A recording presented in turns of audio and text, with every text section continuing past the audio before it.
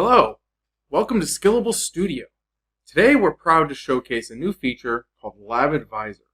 Lab Advisor analyzes and evaluates your labs in order to provide recommendations about known best practices, possible configuration issues, and important statistics.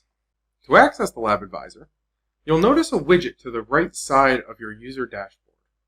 This widget may change based on the recommendations available to you.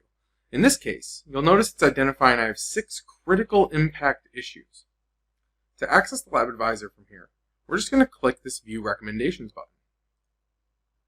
Upon doing so, you'll see I'm now on the Lab Advisor homepage. This page is pretty straightforward, but it's a lot of really useful information. For starters, it tells us how many total recommendations we have, and then it further breaks them down by the impact level.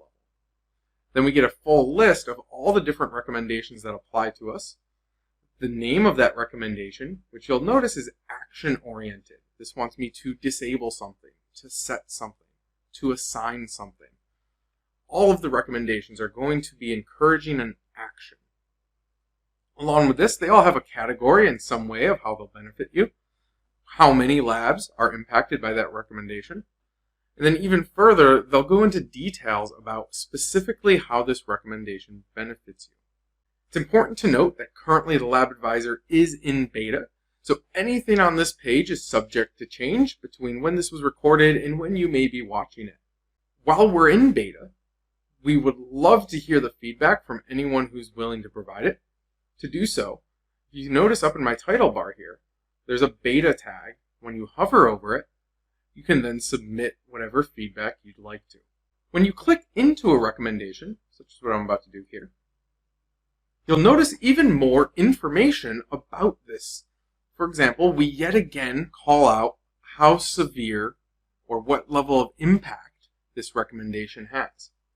Additionally, we provide remediation steps to inform you how to go about completing this recommendation, why we consider this recommendation a best practice or why we're making this recommendation in the first place. We yet again go over that potential benefit from the first page. There may be a link to documentation if there's relevant documentation that we have. And then most importantly, we show you exactly which lab profiles are impacted by this recommendation. This gives you quick, easy access to go fix the problem. But even more importantly, is sometimes a recommendation doesn't really matter to us, or it doesn't really matter to a particular lab.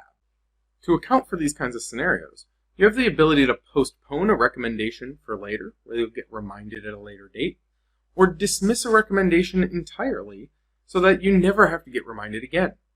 So let's go ahead and dismiss this recommendation. You'll see that it disappears, but not to fear, you can always get back to it. We're going to go to this tab over here, Postponed and Dismissed, where we'll see my recommendation exists again. It tells me that it's dismissed. I know who took that action, when they took it, and I can choose to reverse it and reinstate that recommendation.